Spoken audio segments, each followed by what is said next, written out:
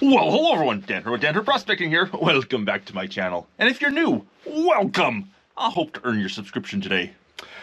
As you can see, it is winter. We have a heck of a lot of snow around, and I can't get out to any of my local claims to do any prospecting. But I did keep lots of material for me to work with over the winter when I can't get out there to play with and still do some videos for you all. So today I have some of that quartz from that hopefully gold-bearing seam at my dream claim to run through the crusher and crush down, pan it out, and see if possibly that seam, that gold mine, holds any free milled gold. That's the plan for today. So wish me luck, and I hope you enjoy.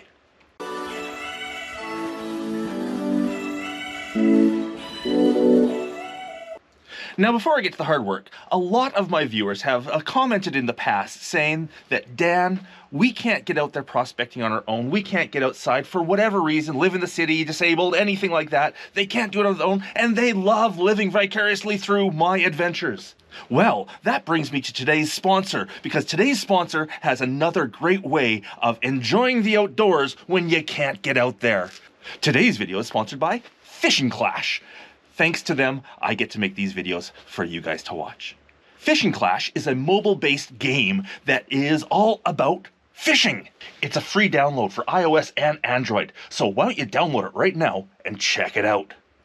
Now, Fishing Clash is fun, exciting, easy to play. You get to go to various places all over the world to cast your rod, wait for a bite, and then reel in the fish. A great way to pass the time when maybe you can't get out there prospecting. Of course, no fishing simulator is going to be complete without all the equipment you've come to love, different locations, great fish out there, and the ability to compete against others in weekly events. And if you use my code with 3 simple steps, you get a 3-star rod, you get a mythical lure, and you get a bunch of power-ups that help you progress. As I said, this is a great way to experience the outdoors if you maybe can't do it for yourself. Again, if you haven't downloaded Fishing Clash already, it's free for Android and iOS, and it's a whole lot of fun. Well, unfortunately, I can't sit here playing games all day. I got work to do. Let's get going. Looks like the first thing I might need to do is shovel a pathway to my rock crusher. That snow's deep.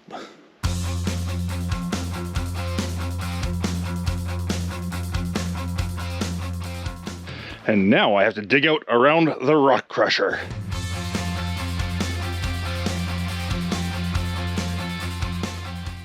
And now for what might be the most challenging part of the day, starting the beast of my rock crusher when it's this cold out. This could be fun. Wish me luck.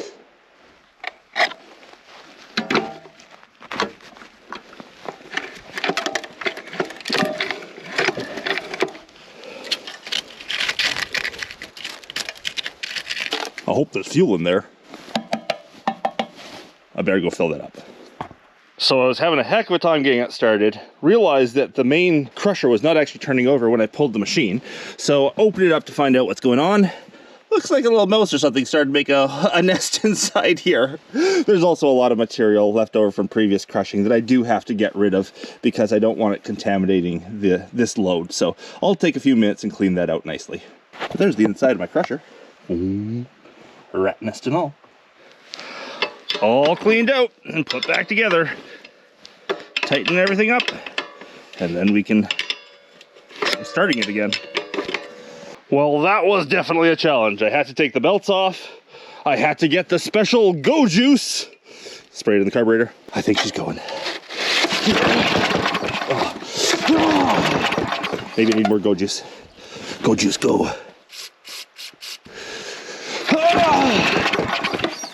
Oh, Go Juice, go. And here we go.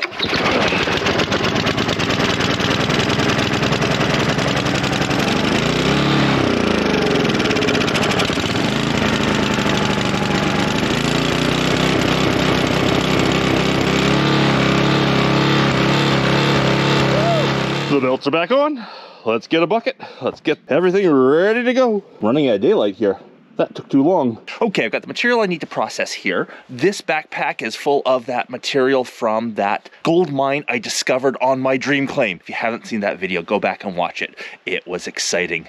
I'll leave a link somewhere for that. Anyhow, backpack full of material. I've got another bucket here. This classifier down here has a bit in it. Some of the pieces are oversized. I'm gonna have to take a hammer to them and bash them so they'll fit in the rock crusher. I'm losing light. Let's get crushing.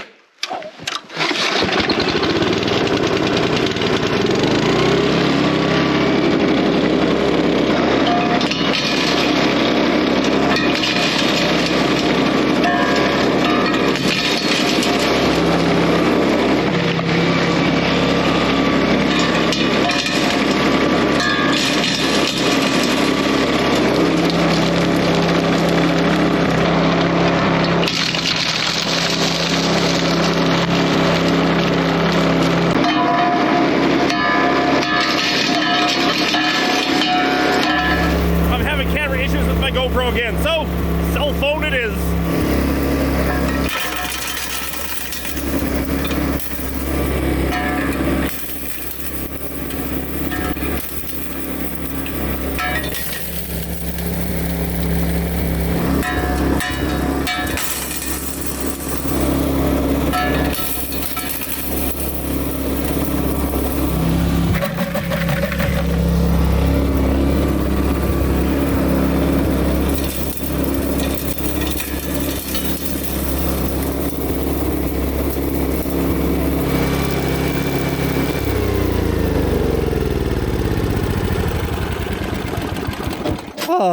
Quiet. Well, there we are.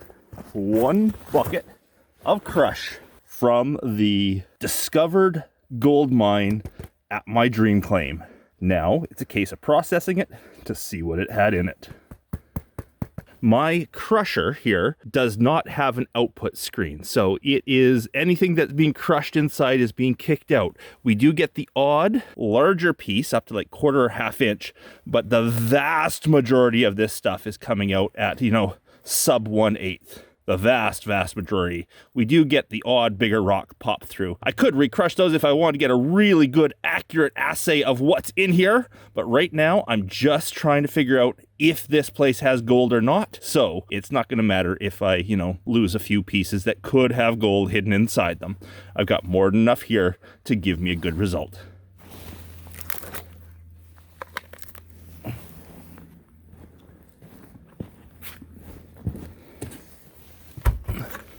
Now, unfortunately, that's all I'm going to get to do today with the crusher because I have to go plow the driveway.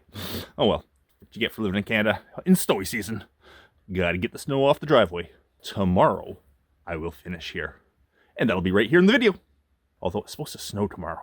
It may be a snowy video tomorrow. Well, so much for plowing the driveway. My Bobcat has a small issue.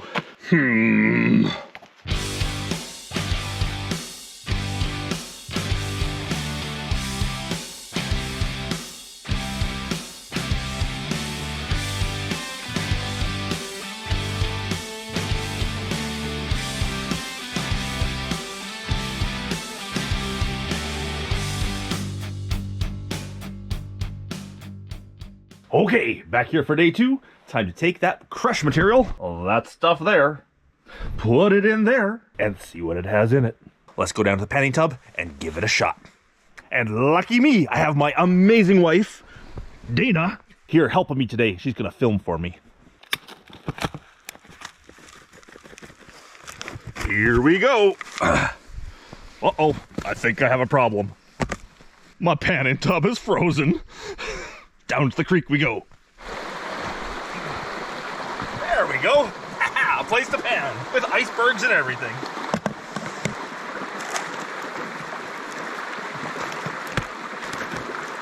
Some people say I'm crazy to pan in the wintertime like this, but as long as you have the right gear on, good insulated rubber gloves, insulated waders, it's not that bad. It's not that cold. One thing you do have to watch out for panning in the wintertime, if the water is really close to zero, really close to freezing, I should say, and your material is way below freezing temperature, if your material's been sitting outside and is really cold, when you put water in your pan, the material can freeze the water that touches it and gets a layer of ice on top of each and every particle. That's a problem because it makes the particles more buoyant. Gold has the highest thermal mass of anything in your pan, so it will actually create a thicker layer of ice. You can actually make your gold buoyant by freezing it or getting water on the surface, which is a bad thing. Just have to make sure that you leave it in the water long enough that it melts. Okie dokie, let's get some more material on top of that. Now, as I said earlier, my crusher does not have an output screen on it. So anything can go through the crusher. Any size rock can go through. And I'm noticing here that there are a fair number of bigger rocks that made it through. If I was doing a proper assay of this material and I wanted to know exactly how much gold was in there, I would go and recrush all that back down to a nice small fine, you know, minus 20, minus 100, minus whatever I wanted it to be. For today's sake, I just want to know if there's gold there, not how much. So it doesn't matter that I have a few bigger rocks making it through. And I did notice after the first pan, a couple of the rocks are fairly large. A couple of big boulders made it through. You can see there's some good sized guys that made it through there. But they are good looking material. Good looking material. Oh, and it looks like looks like one of my chains in my chain mill finally wore right through and broke off. It's almost time for new chains in my chain mill, obviously. Well, this is the last of the material. Keeping my fingers crossed here. I would love that gold mine to have some gold in it. Some free mill gold that I can access. Not necessarily locked up in the sulfides.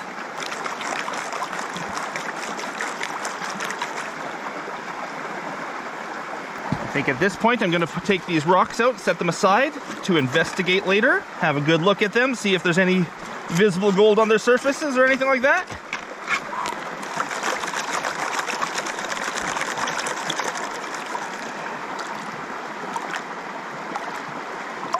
Probably take that chunk of chain out of there.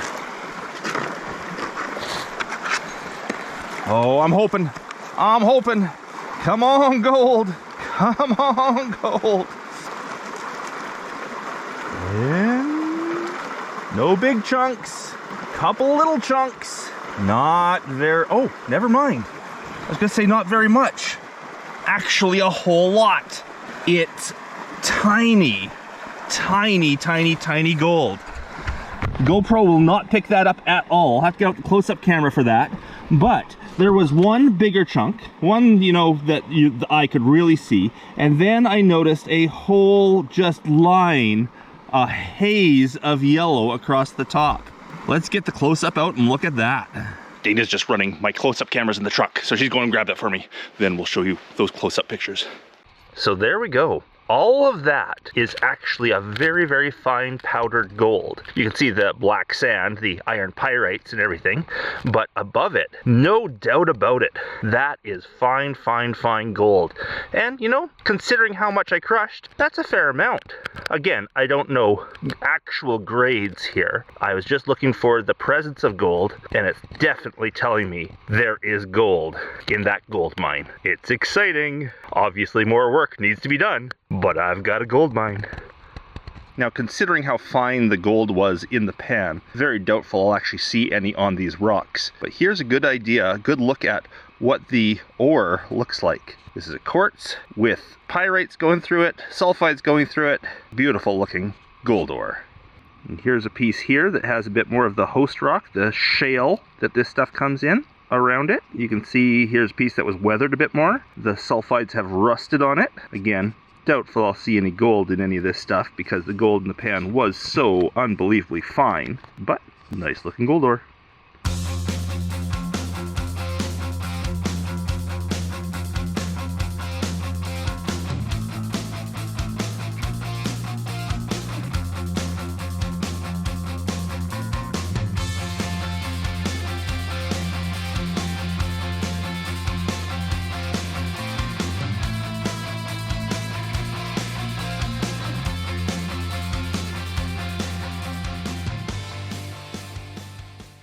Well, I had a lot of fun there today doing some real old-fashioned hard rock prospecting. And you know what? That's what prospecting's all about. Checking to see if these smaller samples have anything interesting in them to do, you know, larger exploration in the future.